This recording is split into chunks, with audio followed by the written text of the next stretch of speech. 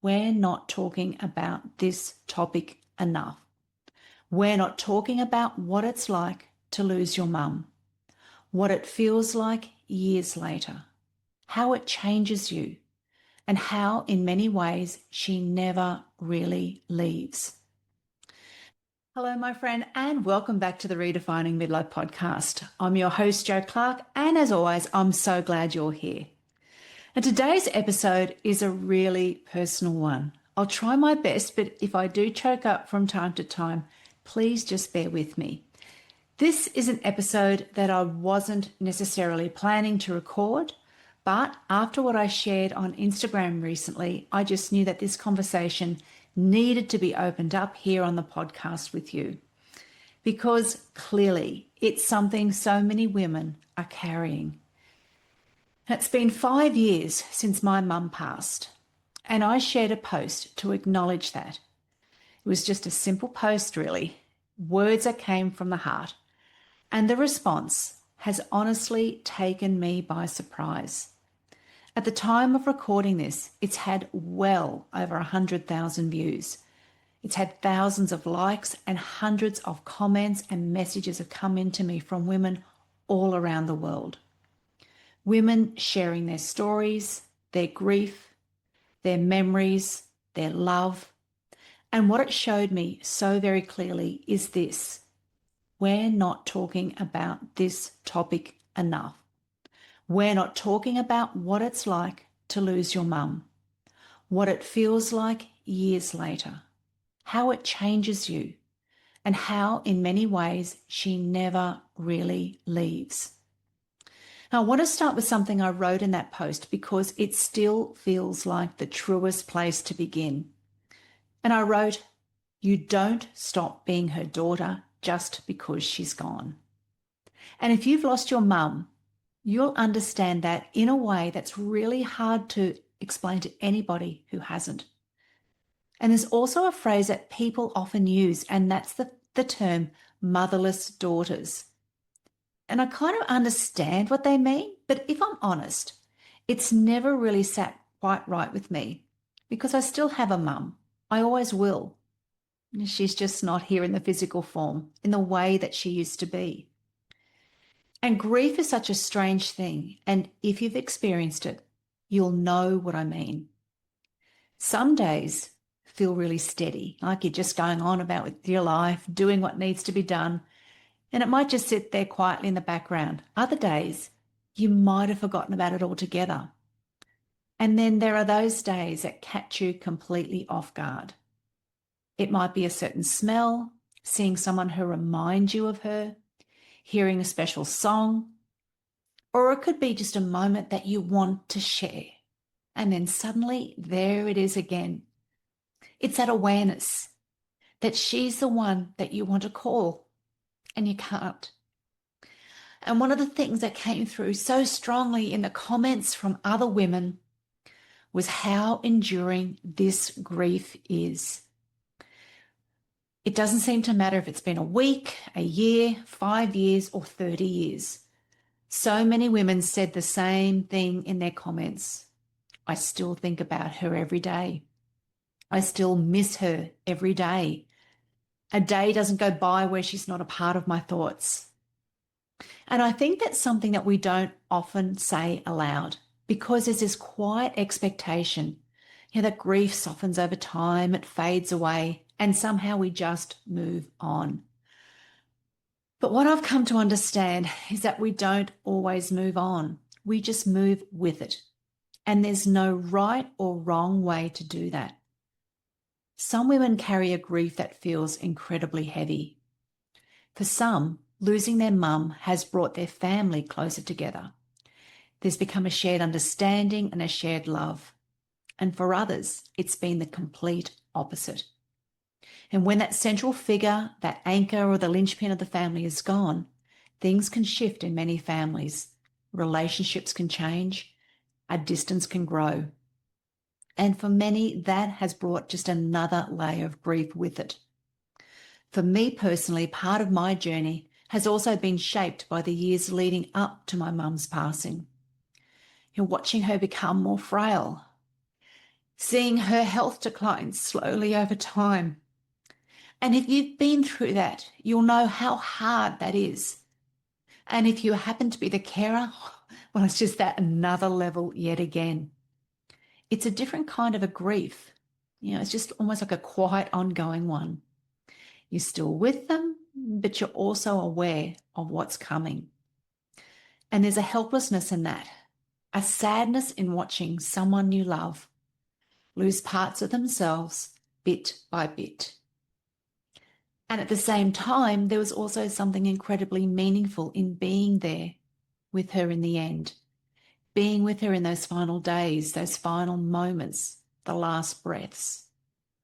And as hard as that was, it really was a privilege to be there, to hold space, to be together as a family.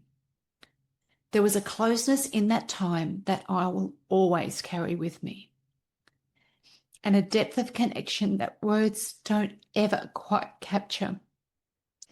And one of the things I've reflected on a lot over these past 5 years is just how much my mum is still a part of my life. Like, I still hear her voice in my head. I still think about what she would say, and I still notice the way she shaped me. And if I'm honest, big breath, she is one of the biggest reasons I'm doing what I do today. She's a big part of why I started this podcast, why I chose to step away from my long career as a teacher, and why I now support women through my own mentoring, coaching, in the workshops I do and my speaking events.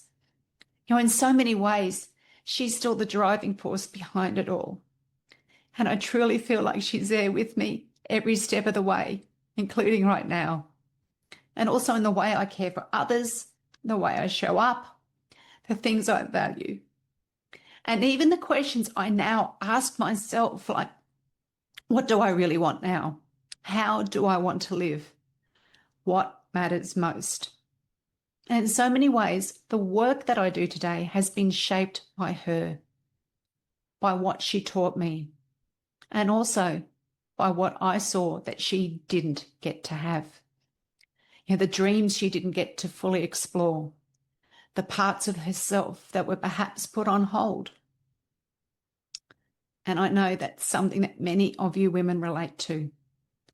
Because when you lose your mum, there's often this quiet moment of realization. Life isn't something to keep putting off. It's not something we wait for one day to begin, because we've seen up close how quickly things can change. And there's a concept in grief that you might have heard of, and it's called continuing bonds. And it's something that's really helped me understand my own experience. The idea is that we don't need to let go of the person we've lost. We don't need to detach or move on from them. Instead, we find ways that we can continue that relationship in a different form, through memories, through rituals, through the way we live our lives.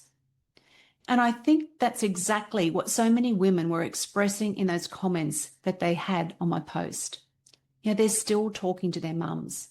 They're still thinking of them and still carrying them forward with them every single day. And there are also some simple, gentle ways that can support us through that grief. And I want to share these carefully because I'm not a grief counsellor. I want to be that plain and simple. But there are some of these things that are very widely recognised and that many people find helpful. I'll just start with talking about your mum, sharing stories even years later, allowing her to still be a part of conversations, writing. You might journal memories or even write letters to her. That can be incredibly powerful. Or creating small rituals. It could be lighting a candle on certain days, cooking one of her favourite recipes, visiting a place that you shared together, and giving yourself permission to feel it all. Not rushing that process, not judging yourself for how it shows up, because grief doesn't allow or follow a timeline, and it certainly doesn't follow any rules. If anything, it really just asks us to simply soften, to be with what's there.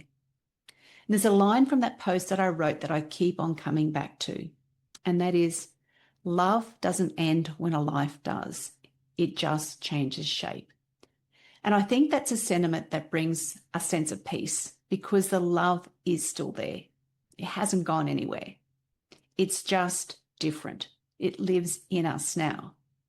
And maybe that's where this conversation just gently turns, because alongside the grief, there can also be something else in honor of you and in honor of her.